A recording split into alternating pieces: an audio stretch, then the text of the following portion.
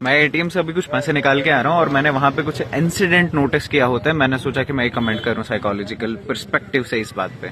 सो हम एंटर हुए, मैं और मेरे साथ एक अंकल आ रहे थे। मैं एंटर हुआ पहले और अंकल पीछे थे। पता नहीं कौन अंकल थे।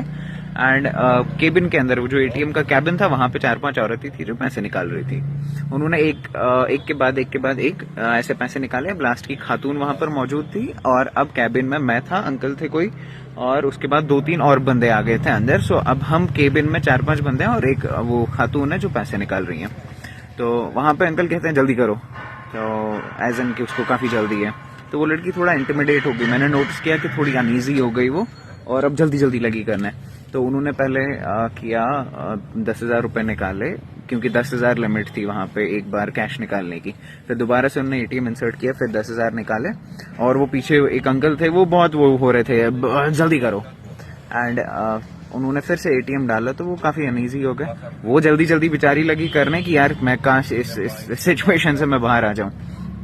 सो उन्होंने वो निकालने लगे पैसे और 5,000 निकालने थे। उनका गलत बटन दब गया एंड पीछे से अंकल बोलते हैं बेवकूफ जनान, कश्मीरी में। सो इट मीन्स बेवकूफ औरत। मैं उनकी तरफ देखने लगा गुस्से से, और मेरे साथ जो अंकल थे वो भी उनकी तरफ देखने लगे कि यार क्या है तू बंदा, तेरे घर की औरत नहीं, ऐसे किसी भी औरत को तू कुछ भी कहता चले, कहता फिरते रहे। तो उसको थोड़ा रियलाइज हुआ कि मुझे चुप बैठना चाहिए, तो वो चुप हो गया।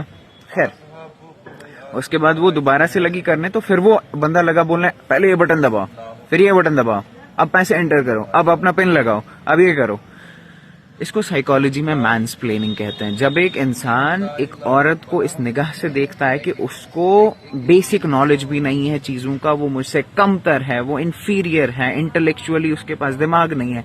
और हमारे सब कॉन्टिनेंट में ये वाले अल्फाज, ये वाले फ्रेजेस इस्तेमाल करते हैं वो लोग जिनका ऐसा माइंडसेट होता है कि औरतों का दिमाग तो घुटने में होता है, औरतों से सलाह कौन लेता है, औरतों का दिमाग थोड़ी होता है, ये बस एक ड्रामा एंटिटी है, इमोशनल बीइंग्स है, वो उनको एक ह्यूमन बीइंग की तरह भी ट्रीट नहीं करते। हमारे सब कॉन्टिनेंट में ऐसे जैसे मर्दों के घर में जब लड़कियां पैदा होती हैं, तो वो उनको उस दिन सोग मनाते हैं। उस दिन कहते हैं क्या पैदा हो गई यार, अब चलो नेक्स्ट टाइम बेटा हो जाएगा।